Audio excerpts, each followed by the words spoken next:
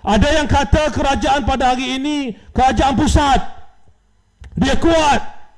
Ingat, PRU ke-15 juga yang memimpin kerajaan pusat pada waktu itu adalah UMNO. Sebab itu saudara-saudari, jangan kita ingat dengan kuasa, dengan material, dengan pelbagai beri macam-macam janji, macam-macam, rakyat tak boleh fahami apa yang berlaku. Sebelum pilihan raya saudara-saudari, sepanjang tempoh puluhan tahun yang lalu, rakyat didendangkan oleh pembangkang pada waktu itu seolah-olah mereka cukup hebat. Semua orang masih ingat, saya ulang. Orang kata saya ulang. Semua orang masih ingat. Hari ini kita menang, esok batu orang tanya, saya ulang benda ni, saya terpaksa ulang.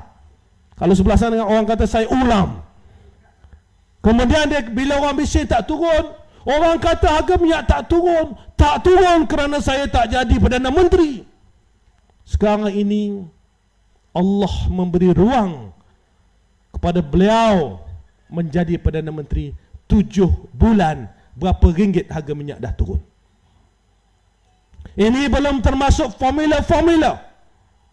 Saya cerita begini bukan kerana apa saudara-saudari, kerana nak kita buka mata bahawa dalam memimpin ada 2 jenis kepimpinan. Satu kepimpinan yang sembang kencang, kerja dia sembang siang malam, dia sembang kita dengar, wah, macam best. Ramai yang percaya pun. Sebab apa? Sembang sedap. Kerja dia sembang, pagi sembang, petang sembang, siang malam sembang. Ada kepimpinan yang kerja dia adalah untuk bekerja keras memastikan kesejahteraan rakyat. Sebab itu tadi disebut oleh MC tentang SPM. Saya ni sejak saya jadi ahli parlimen, saya jarang sentuh Kementerian Pendidikan. Boleh tengok rekod saya sentuh dalam parlimen Kementerian Pendidikan ini perkara-perkara berkaitan dengan dasar, perkara-perkara yang kita nak maklumat saya sentuh.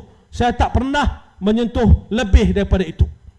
Tapi satu hari itu saya dapat satu video ucapan yang amat berhormat Perdana Menteri di UKM depan pelajar-pelajar. 4 pelajar ni tanya apa usaha kerajaan untuk mengukuhkan sekolah rendah dan sekolah menengah. Dalam jawapan dia disentuh saya. 47 saat jawapan, saya cek satu persatu benda yang disembang tentang saya ni, apa yang betul. 47 saat jawapan, sembang kencang fakta ke laut. Saya tanya 30,000 daripada mana? Menteri you sendiri kata 14,000. Yang tak hadir ni maknanya dia tak ada dalam sistem. Bila SPM ini satu kertas pun dia tak duduk. Zaman saya ada 10,000, kemudian naik jadi 14,000. Kemudian dia boleh cakap hanya mengapa menteri pada waktu itu tak pantau. Dia kata 30,000 ya. Mengapa tak pantau sampai 30,000? Media pun tulis Anwar Bidas Razi. Saya jawab mudah aja. SPM berlaku pada bulan 3, bulan 2 dan bulan 3. Parlimen bubar bulan 10. Saya dah tak jadi menteri tahun lepas lagi. Yang dia kata menteri tak pantau tu menteri dia sendiri.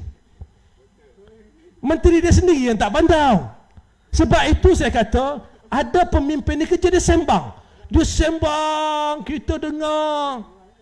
Namun berbeza dengan pemimpin yang buat kerja. Saya bercerita bahawa sewaktu COVID, Tan Sri Muhyiddin angkat sumpah 1 Mac. Saya angkat sumpah 9 Mac. Masuk pejabat 11 Mac 2020. PKP pertama 18 Mac 2020. Kami kerja siang malam. Siang malam saudara-saudari. Boleh tanya, Tan Sri Muhyiddin mempengerusikan mesyuarat siang malam. Kita bermesyuarat siang malam mencari penyelesaian. Dan akhir sekali, apabila kertas putih tentang COVID-19, tentang vaksin dibentangkan, kerajaan pada hari ini sekarang mengakui bahawa kita pada waktu itu telah berjaya menguruskan COVID-19 dengan baik. Ini kerajaan yang bekerja, bukan kerajaan yang sembang.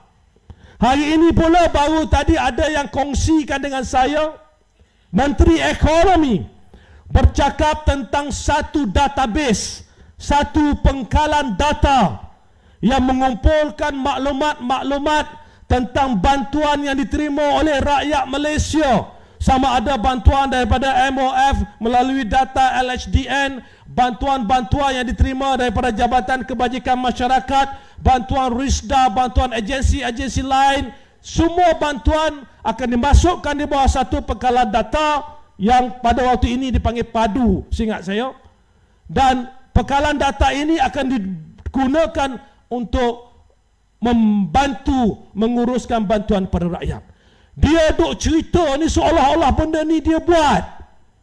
Saya nak bagi tahu Menteri Ekonomi pada waktu ini, sekarang ini, sembanglah betul-betul. Yang mulakan usaha untuk mewujudkan pengkalan data itu bersama dengan pegawai-pegawai adalah saya. Bukan nak ambil angkat bakul, masuk bakul angkat sendiri, tapi nak cakap jangan sembang, cerita benda betul. Pada waktu itu saya diamanahkan oleh Tan Sri Muhyiddin Yassin sebagai pengerusi jawatan kuasa khas kabinet tentang kemiskinan. Walaupun tempoh sekejap, kerana lepas itu kita susun balik semua majlis-majlis berkaitan dengan kemiskinan, kita susun balik. Sewaktu awal-awal dilantik, perkara pertama saya duduk dengan pegawai adalah untuk memastikan kita adakan satu pengkalan data. Rakyat Malaysia kalau katalah sebut nama Dr. Fakhruddin, klik dekat nama Dr. Fakhruddin, kita boleh tahu segala bantuan yang dia telah terima.